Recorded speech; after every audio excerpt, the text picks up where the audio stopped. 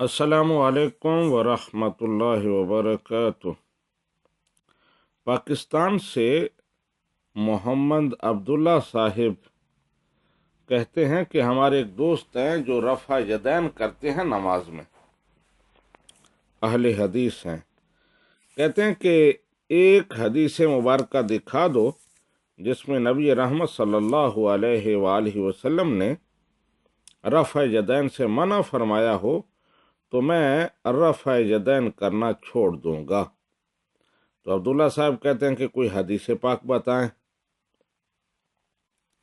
جی محمد عبداللہ صاحب، ہم حدیث پاک بتا دیں گے، بلکہ قرآن پاک سے بھی یہ ثابت کر دیں گے کہ رفع یدین نماز میں نہیں ہونا چاہیے،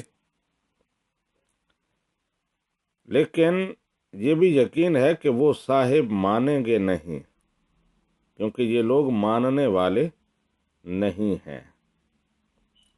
اللہ سبحانہ و تعالی قرآن پاک میں ارشاد فرماتا ہے، قد افلح المؤمنون الذین هم فی صلاتهم خاشعون۔ سورہ مومنون آیا نمبر 1 اور 2 ہے یہ۔ تحقیق وہ ایمان والے کامیاب ہو گئے جو اپنی نمازوں کو خشوع و خضوع سے ادا کرتے ہیں۔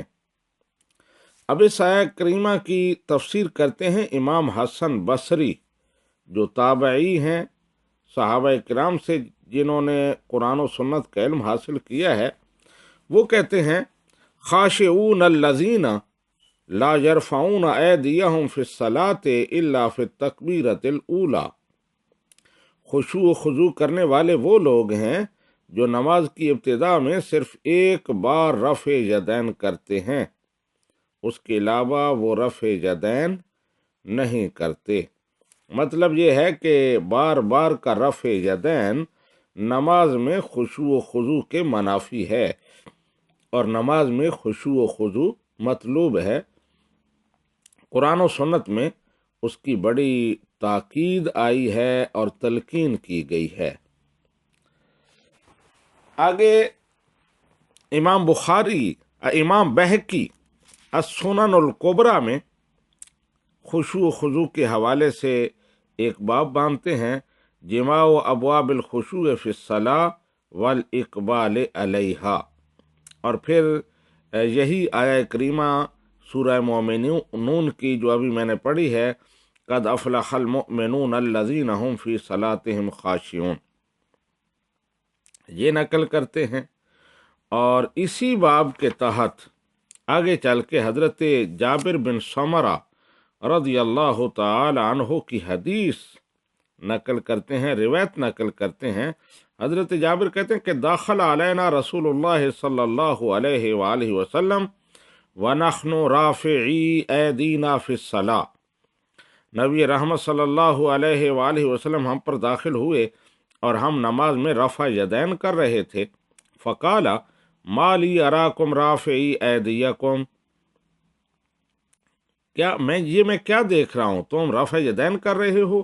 کانہا اذناب خیل شمس، چنچل اور سرکش گھوڑے جس طرح دمیں ہلاتے ہیں اس طرح تم ہاتھ اوپر نیچے کر رہے ہو۔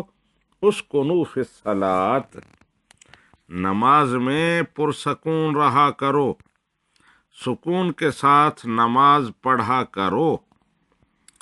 اب امام بہقی کا خشوع و خضوع کے باب کے تحت یہ حدیث لانا اس بات کی دلیل ہے کہ ان کے نزدیک بھی رفع یدین خشوع و خضوع کے منافی ہے۔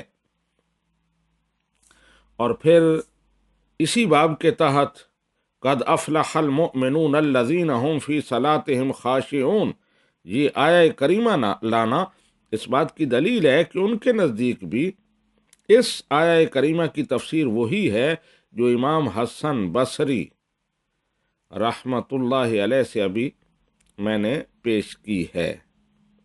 تو بہرحال اور بھی احادیث ہیں، لیکن عبداللہ صاحب نے ایک ہی حدیث کہی تھی تو میں نے ایک حدیث پیش کر دی جس میں نبی رحمت सल्लल्लाहु अलैहि वालैहि वसल्लम रफ़ यदैन पर नापसंदीदगी का इजहार कर रहे हैं और उससे रोक रहे हैं और नमाज में पुरसुकून रहने और खुशू व खुजू के साथ नमाज अदा करने की तलकीन फरमा रहे हैं।